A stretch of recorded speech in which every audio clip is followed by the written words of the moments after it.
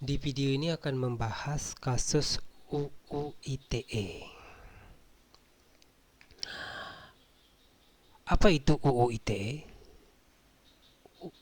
Undang-Undang Transaksi Elektronik atau Undang-Undang Nomor 11 Tahun 2008 adalah undang-undang yang mengatur tentang informasi serta transaksi elektronik atau teknologi informasi secara umum.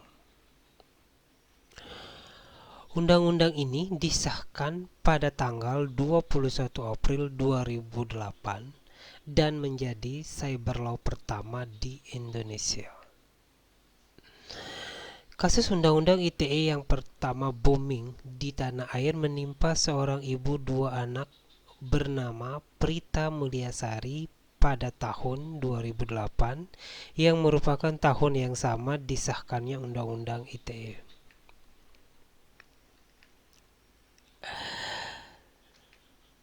Kasus ini bermula dari surat elektronik Prita pada 7 Agustus 2008.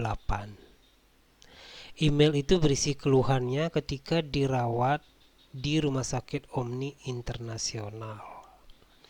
Surat yang semula hanya ditujukan ke beberapa temannya itu ternyata beredar ke berbagai milis dan forum di internet dan diketahui oleh manajemen Rumah Sakit Omni Internasional.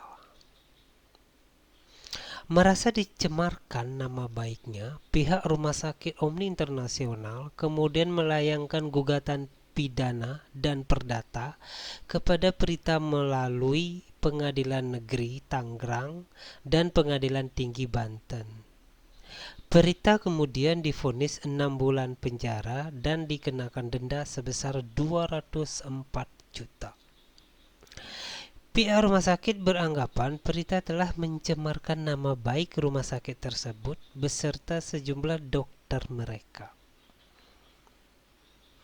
Ibu dengan dua anak tersebut ditahan sejak 13 Mei 2009 di Lembaga Permasyarakatan Wanita Tangerang sebagai tersangka kasus pencemaran nama baik Rumah Sakit Omni yang beralamat di Alam Sutera, Serpong, Tangerang Selatan.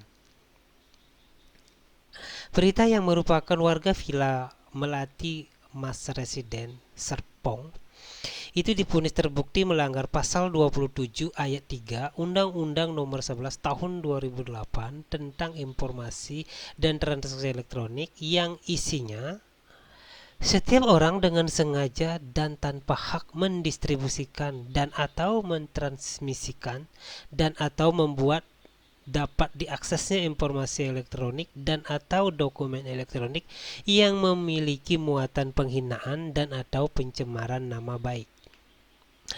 Prita didenda 240 juta rupiah itu menyebabkan dukungannya semakin besar terhadapnya. Dukungan saat itu disebut atau dijuluki dengan koin untuk Prita. Adalah pengumpulan donasi dari seluruh Indonesia yang berupa uang koin demi membantu Prita membayar denda. Pada hari Senin, tanggal 1 Agustus 2011, Prita Mulyasari akhirnya mengajukan permohonan peninjauan kembali atau PK atas putusan kasasi Mahkamah Agung yang menyatakan dirinya bersalah. Akhirnya pada hari Senin 17 September 2012, Majelis Peninjauan Kembali Mahkamah Agung membebaskan Prita Mulyasari dari seluruh dakwaan alias bebas murni. Karena itu, majelis memerintahkan Prita Mulyasari dipulihkan nama baik, harkat, dan kedudukannya. Bunyi petikan amar putusan perkaranya sebagai berikut. Menyatakan Prita Mulyasari tidak terbukti secara sah dan meyakinkan melakukan tindak pidana yang didakwakan jaksa seperti dalam dakwaan ke-1, kedua, dan ketiga, dan membebaskan dari semua dakwaan, memulihkan hak terpidana dalam kemampuan, kedudukan, dan harkat martabat. Demikianlah akhir dari kasus Prita Mulyasari yang akhirnya mendapat kebebasan, tapi setelah melewati begitu panjang proses dari dia ditahan sampai akhirnya dinyatakan bebas.